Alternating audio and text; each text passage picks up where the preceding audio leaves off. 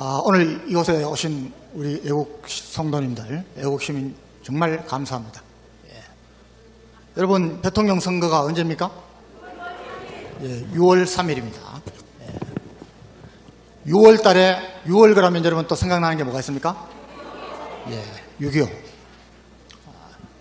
저는 여러분, 지금 우리가 싸우는 것이 영적인 전쟁이라고 보는 사람입니다. 선과 악의 전쟁입니다. 어떤 분들은 우리가 통합해야 된다. 특히 정말 저 싸울 줄 모르는 국힘당. 저는 화가 나는 것이 왜 화가 나느냐? 집권 여당입니다.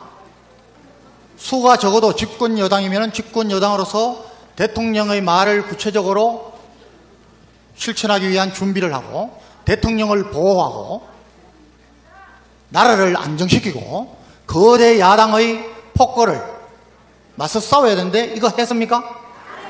저는 단 한 번도 못 봤습니다. 여러분, 정말 아쉽지만은 지난 22대 총선에서요, 한동훈이가 국힘당을 대표했습니다. 비대위원장을 했습니다. 그때 한동훈이가 우리 자유통일당과 힘을 합쳐서 함께 하면서 선거를 치렀으면은, 여러분, 우리 목사님이 계속해서 이야기하신 대로 우리 보수 우파가 200석 이상을 달성했습니다. 저는 그렇게 믿고 있습니다. 그런데 철저하게 우리를 외면했습니다. 왜 외면합니까? 자기들 자리 때문에. 여러분, 결국 이것은 모든 것이 그 나라의 정치 수준은 국민들의 수준이라고 벌써 아테네 시대에 플라톤이 이야기했습니다. 그런 놈들을 뽑아주는 거예요. 거기에 또 부정선거가 한몫했습니다. 그래서 지금 이 가장 중요한 시기에 우리가 전 세계 6위권에서 5위권, 4위권, 3위권으로 치고 올라갈 시기에 우리가 이 짓을 하고 있는 겁니다. 자, 여러분, 이 6.25 잠깐 이야기를 드리면은 6.25도 보면은 6.25가 왜 일어났습니까? 쭉 우리 이야기했습니다. 앞에 두 여사께서도 이야기하고 목사님이 계속 말씀하시는 거예요. 여러분, 어느 나라가, 한 나라가 외침을 당해서 결정적인 전쟁에서 이기든 지든 그 전에 무슨 일이 있느냐? 내부적으로 곰섭니다. 전 세계 역사가 그렇습니다. 골물대로 곰고 서로 치고받고 갈등. 여러분, 고대 도시국가들도 다 그랬습니다. 여러분, 로마가 망한 것은 왜 망했다고 봅니까? 내부적으로 사치와 향락 때문에 망했습니다. 여러분, 베트남이 왜 망했습니까? 1973년에 세계 역사상 가장 완벽했던 평화협정이라고 하는 파리 평화협정을 키신저가 했습니다. 그래서 이제 이상 없다고 완벽하게 해놓고 2차 세계대전과 태평양 전쟁에서 6.25 전쟁에서 아주 애를 먹었던 미국이 전쟁에서 이제 빠져나가기 위해서 성급하게 물러가면서 모든 공군, 해군, 육군 모든 무기를 그대로 두고 갔습니다. 그때 베트남의 군사력 수준은 세계 4위 수준이었습니다. 함정도 그렇습니다. 공군기도 그렇습니다. 탱크도 그렇습니다. 그런데 군화도 없어서 앞에서 가던 놈이 죽으면은 그 군화를 벗겨 신고, 소총도 없어서 앞에 사람 가면 뒤에서 따라가면서 빈손으로 가다가 추소 에토콩한테 졌습니다. 왜 그랬을까요? 간첩 때문에 졌습니다. 국가 반역 세력 때문에 진 겁니다. 여러분, 그때 베트남 인구가 단 2천만 명이었어요. 그런데 그때 파리 평화협정을 맺고 북위 17도선 2부에서 내려온 월명 사람들은 다 올라가라. 그리고 위에 있던 월남 사람들은 다 내려와라. 그렇게 했는데 너희들은 그대로 있어. 월명의 간첩들, 그 간첩들에 포섭된 사람들, 포섭된 종교인들, 주로 성녀 신부입니다. 정치인들, 이런 사람들 다 합쳐서 몇 명이 됐냐면은, 여러분, 9만 명 정도, 10만 명도 안 됐어요. 그러면은 2천만 명에 9만 명이면은 몇 프로입니까? 0.5%입니다. 0.5%. 0.5% 때문에 그 막강한 군사력 제대로 써보지도 못하고 그냥 줘버린 겁니다. 75년 1월입니다. 여러분 그때 보터피플 기억나시죠? 나라가 망하면 얼마나 참혹한 일을 당하는지. 여러분 나중에 보니까 야당 대표가 간첩이었습니다. 육군 참모 차장이 간첩이었습니다. 여러분 북쪽에 폭격을 하러 갔던 공군 조종사가 돌아와서 대통령궁을 폭격을 했습니다. 자, 지금 여러분 우리나라에 이런 간첩, 종부, 북한의 지령을 따르는 사람들입니다. 친부, 무조건 북한이에요. 여러분 북한 인민들을 위해서 그런 게 아니에요. 자기 먹고 살려고. 여러분 좌파들은 돈을 많이 뿌립니다. 그리고 뭐 같은 거 많이 만듭니다. 여러분 지금 지역 앞에 같은 것도 잘 보면요, 그런 거 만들어서 돈은 누가 갖고 가느냐? 이놈들이 갖고 갑니다. 여러분 그런 사람들 때문에 친중, 반미, 반일 세력 합치면 여러분 우리 목사님 대강 몇 프로 된다고 늘 말씀하십니까? 최소한 40%입니다. 여러분 월남이 0.5% 때문에 망했는데, 예? 그리고 여러분 전 세계에서 이번 계엄령 사태 이후에 한국의 이런 상황과 같은 것은 거의 없습니다. 여러분 상식적으로 내라는 정권에 바꾸려고 하는 거예요. 예? 그런데 그런 정권의 대표인 우리가 민주주의 국가에서 선출한 대통령이, 국군의 통수권자인 대통령이 계엄령을 선포를 했는데 이걸 내란으로 몰고 간 거예요. 신문방송 언론 다 했습니다. 심지어 정말 제가 부끄러워 죽겠습니다만은 군에서, 예? 항명을 해서요, 여러분 민주주의 국가에서 가장 직접적으로 가장 많은 국민의 지지를 받아서 선출된 대통령의 말을 안 들으면 누구 말을 듣습니까? 이건 반역이에요, 반역. 이게 내란입니다. 이번에 보니까, 며칠 전에 보니까 국방대 교수란 놈이, 예? 국방대 교수란 놈이 엉터리로 가리키는 거예요. 그래서 감사를 했어요. 했더니 이놈 하는 말이, 너 다음에, 그러니까 다음 정권 들어서면 벌써 너희들 죽는다, 이따위 소리 한 거예요. 교수란 놈이. 예? 여러분 썩지 않은 데가 없습니다. 예? 고음지 않은 데가 없어요. 심지어 여러분 최후의 국가 최후의 보루를 하는 사법부가 여러분 보셨죠? 자, 6.25 때는 말이죠, 정말 크게는 스탈린이 공산주의를 확산시키기 위한 목적으로, 모택동이는 남한을 잡아먹기 위한 목적으로 몇 년간 준비를 했어요. 예? 어마어마하게 준비를 했습니다. 그런데 감히 허락을 못했어요. 모택동이하고 스탈린한테 김일성이가 4번, 5번씩 찾아갔어요.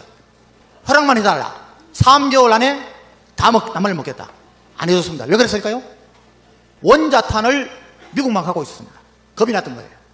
그런데 50년 1월 달에 미 국무장관 애치선 라인을 발표하면서 우리나라는 쏙 뺐습니다. 그러니까 김일성이가 쫓아갔어요. 바로 쫓아갔어요. 스탈린한테. 미국은 이제 전쟁 지긋지긋하다. 지금 미국의 정치 상황이 전쟁이 일으킬 만한 상황이 아니다. 안 도와준다. 미국 원자탄 사용 못한다. 그래서 스탈린이 오케이 한 겁니다. 또 모택동한테 가서 오케이를 받았습니다. 그래서 6월 25일 날 치고 내려갔습니다. 여러분 그때 우리 국군은요, 경찰 수준보다도 못했어요. 북한이 100몇십 대의 전차가 있는데 우리는 한 대도 없었습니다. 이건 군대가 아니었어요. 그래서 낙동강까지 불과 2개월이 안 돼서 9월 5일까지 낙동강까지 밀렸던 겁니다. 그때 여러분 이승만 대통령이라는 걸출한 대통령이 메가더 장군과 교분을 가지고 미군이 엄청나게 빠른 속도로 들어왔습니다. 예? 3일 만에 들어왔어요. 그리고 미군이 도움으로 낙동강 방어선을 백선엽 장군이 막을 수 있었던 겁니다. 그리고 9월 15일 날 인천 상륙작전을 했습니다. 여러분 메가더 장군이 없었으면 인천 상륙작전 못해요. 세계 전사상 가장 기념비적인. 그래서 우리가 막 치고 올라갔어요. 그해 12월까지 10월부터 11월 12월까지 초산, 신의주, 청진까지 쫙 올라갔어요. 그냥 있었으면 통일되는 거예요. 그런데 또 누가? 중공군이 인해전술로 들어온 겁니다. 파죽지세로 또 내려왔어요. 또 서울을 뺏겼어요. 자, 여러분 이런 걸 보면요, 정말 난세에는 영웅들이 나타나게 되어 있습니다. 그런데 그 영웅이 선한 편에 서 있는 영웅이라 해야 됩니다. 그래야 나라가 사는 겁니다. 여러분, 제가 왜 이런 말씀 드리느냐, 지금 난세입니까 아닙니까? 예, 여러분, 저는 윤석열 대통령이 계엄령을 선포하지 않았으면 벌써 우리나라 망했을 수도 있다고 보는 사람입니다.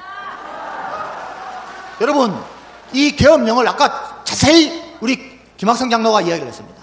이건 사실은 계엄령이 아니에요. 계몽령이에요. 목적이 달라서요. 그런데 신문과 언론과 방송과 또 우리 국민들이 야, 이때 무슨 계엄이냐. 여러분 잘 생각해 보십시오. 이제까지 비상계엄을 10번 정도 했습니다.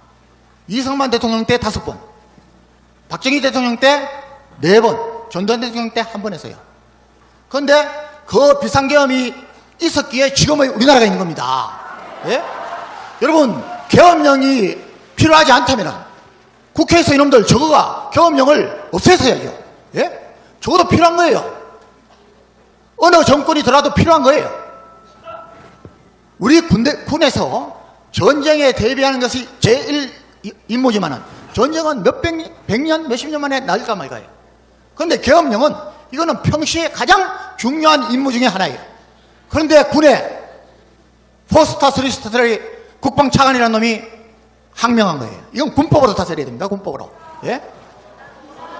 자, 그래서 정말 윤석열 대통령이, 저는 별로 좋아하지 않습니다. 윤석열 대통령 좋아하지 않아요. 왜 이 정도밖에 못할까? 예? 이번 계엄령도 이렇게 할 거 뭐하러 했어? 지금도 광화문에 안 나오고 우리하고 같이 싸우지 않고 뭐하고 있는 거야?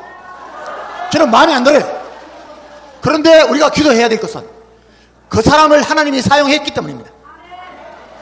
여러분, 저는 그것보다도 더 여러분들한테 말씀드리고 싶은 것은, 여러분 구약에 대선지서가 몇 개입니까? 이사야서부터 예레미야, 예가, 에스겔, 다니엘 5개입니다. 소선지서 몇 개입니까? 12개입니다. 여러분 보면요, 계속해서 선지자들을 통하여 하나님이 그 나라들에 대해서, 각 나라들에 대해서 계속해서 일깨우고 명령하고 하나님의 뜻을 전하고 있습니다. 똑같습니다. 우리 정광훈 목사님께서 벌써 20여 년 전부터 애국운동을 하시고, 심지어 문재인 정권 5년 때는 감옥에 들어가시면서도 애국운동을 하신 겁니다. 나라에 대해서 계속 경고하신 겁니다. 왜 그렇습니까? 구약시대처럼 모든 나라들에 대해서 선지자들이 예언하듯이 하나님의 말씀을 전한 겁니다. 시편 22편 28절에 나라는 여호와의 것이요 여호와는 모든 나라의 주제시라고 했습니다. 하나님이 하시는 일입니다. 그렇기 때문에 저는 우리가 이긴다고 믿습니다. 여러분, 왜 이 징계, 하나님의 징계의 기간이 길어지느냐? 왜 이번에 탄핵 심판에서 당연히 기각될 것이, 각하되어야 될 것이 인용되어서 또 길어지고 있느냐? 저는 바로 우리 한국 교회가 회개하기를 기다리신다는 것입니다. 그리고 우리 한국 국민들이, 우리 국민들이 제발 좀 선과 악의 싸움을 구분하고 제대로 된 선택을 하려는 것입니다. 여러분, 6.25 때 몇 개의 고비마다 하나님이 역사하셨듯이 지금 우리도 그 고비마다 하나님이 역사하시고 계신다고 믿습니다. 여러분, 6월 3일 대통령 선거는 여러분, 우리가 이 나라가 그대로 사느냐 죽느냐, 여러분 월남처럼 보터피플, 여러분 제가 분명히 말씀드립니다. 보터피플로 여러분 갈 수도 없습니다. 지금 이 상태로면 하면요, 예? 여러분 벌써 지금 강남에서 부자들, 기업들 해외로 진출하려고 움직이고 있다고 저는 듣고 있습니다.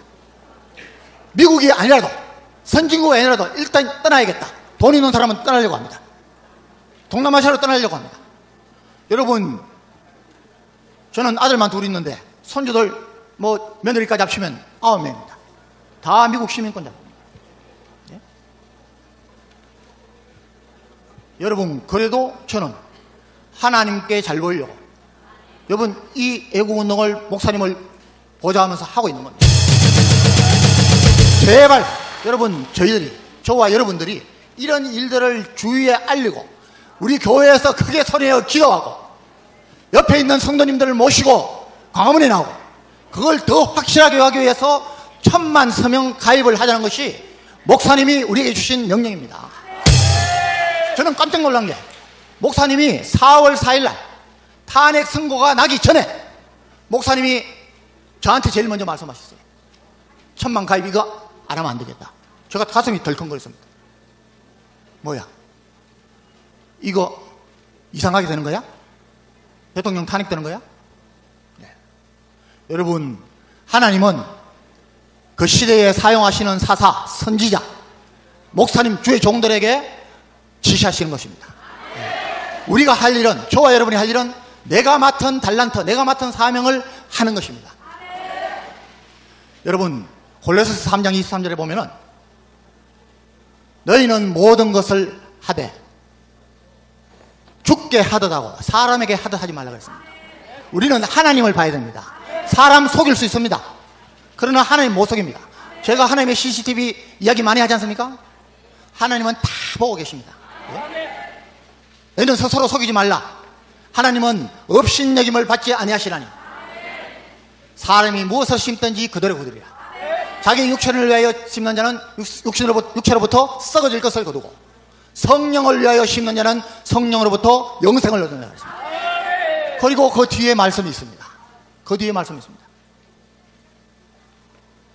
너희가 무엇을 하든지 뭐라고요? 예, 무엇을 하든지 실망하지 말라. 낙심하지 말라. 예? 왜냐? 때가 이르면 포기하지 않으면 너희들이 포기하지만 때가 이르면 거두리라. 하나님께서 우리가 한 것을 거두게 하십니다. 하늘나라의 상급으로 갚아주십니다. 이 세상에 저 아니면 내 자녀들, 내 후손들에게 축복으로 갚아주시는 것이 하나님이십니다. 여러분, 한 가지만 더 말씀드리겠습니다. 여러분, 하나님이 원하시는 건요, 잠언서에 보면은 하나님이 원하시는 것은 상하고 통회하는 마음이라고 했습니다. 그리고 하나님은 제사보다도 정의와 공의를 행하는 것을 더 기쁘게 여기신다고 했습니다. 여러분, 그냥 교회만 왔다 가고 예배? 아닙니다. 아모스에 보면요, 하나님이 너희는 선을 구하고 악을 구하지 말지어다. 너희의 말과 같이 하나님과 함께 행하라. 이렇게 얘기했습니다. 뒤에 보면은 그렇게 하지 않으면은 선을 구하지 않고 선을 행하지 않으면은 너희들 와서 번제를 드리고 소제를 드리고 화목제를 드려도 받지 않겠다 그랬습니다. 내 앞에서 찬양하지 말라 그랬습니다. 역겹다 그랬습니다. 그래서 아모스 5장 24절에 너희는 오직 정의를 물같이 공의를 마르지 않는 강과 같이 흐르게 하라. 흐르게 해야 됩니다. 저희들 힘으로 하는 거 아닙니다. 절대로 저희들 하는 거 아닙니다. 빌립보서에 나와 있는 대로 여러분, 내게 능력 주시는 자 안에서 우리는 무엇이든지 할 수 있습니다. 이제 6월 3일 얼마 안 남았습니다. 목사님이 시키시는 대로 정말 1000만 가입을 위해서 여러분, 여기에서 분명히 그냥 뭐 한두 사람 아니면 안 하시는 분들도 있을 겁니다. 아닙니다. 여러분, 여기는 벌써 몇백 분 하신 분도 있습니다. 여러분, 어렵지 않지 않습니까? 번호 나눠주면서 전화 한번 해달라. 예. 여러분 하시면요, 감당할 수 없는 복을 받으십니다. 예. 그래서 이 기회가 정말 저와 여러분의 인생의 화양연화가 되기를 바랍니다. 화양연화가 뭡니까? 꽃피는 절정기입니다.